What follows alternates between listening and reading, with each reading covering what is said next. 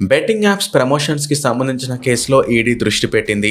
విజయ్ దేవరకొండ, రానా, ప్రకాష్ రాజ్ సహా 29 మంది సినీ ప్రముఖులపై ED case నమోదు చేసింది. హైదరాబాద్ ఇంకా సైబరాబాద్ పోలీసులు నమోదు చేసిన ఎఫ్ఐఆర్ ఆధారంగా ఈడీ విచారణ జరపనుంది. సినీ సెలబ్రిటీస్, యూట్యూబర్స్ ఇంకా ఇన్స్టాగ్రామ్ ఇన్ఫ్లుయెన్సర్స్పై మనీ లాండరింగ్ కింద విచారణ చేయనుంది. బెట్టింగ్ యాప్స్ ప్రమోట్ చేసిన ప్రముఖ తెలుగు నటులు రానా దగ్గుపాటి, విజయ్ దేవరకొండ, మంచు లక్ష్మి, ప్రకాష్ రాజ్, ప్రణీత, నిధి అగర్వాల్, అనన్య నాగళ్ళ, యాంకర్ శ్యామల, శ్రీముఖి, రీతూ చౌదరి తదితరులపై కేసులు నమోదు చేశారు. ఇక సోషల్ మీడియా ఇన్ఫ్లుయెన్సర్లలో నీతూ అగర్వాల్, విష్ణుప్రియ, వర్షిణి, శ్రీ హనుమంతు, వసంతి కృష్ణన్, శోభా శెట్టి, అమృత చౌదరి, నైని పావని, నేహా పఠాన్, పద్మావతి, పండు, ఇమ్రాన్ ఖాన్, హర్ష సాయి, బయా సన్నీ యాదవ్, టేస్టీ తేజ ఇంకా బండారు సుప్రీత తదితరుల పేర్లను ఎఫ్ఐఆర్లో చేర్చారు.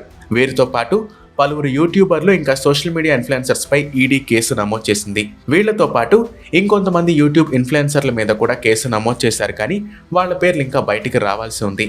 పంజాగుట్ట పోలీసులు ఇదివరకే విష్ణుప్రియ, రీతూ చౌదరి, శ్రీముఖి ఇంకా శ్యామలను విచారించిన సంగతి తెలిసిందే. అదేవిధంగా 19 మంది యాప్ యాజమానులపై పోలీసులు కేసు నమోదు చేశారు.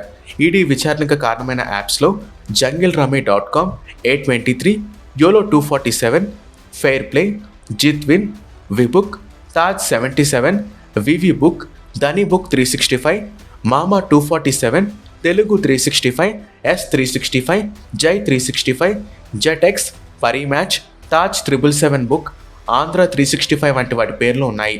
కేసు నమోదు కావడంతో ఈడీ విచారణ ముమ్మరంగా సాగే అవకాశం ఉంది. ఇప్పటికే పలువురు ప్రముఖుల నుంచి స్టేట్మెంట్లు రికార్డ్ చేయడానికి ఈడీ నోటీసులు పంపించినట్లు తెలుస్తోంది.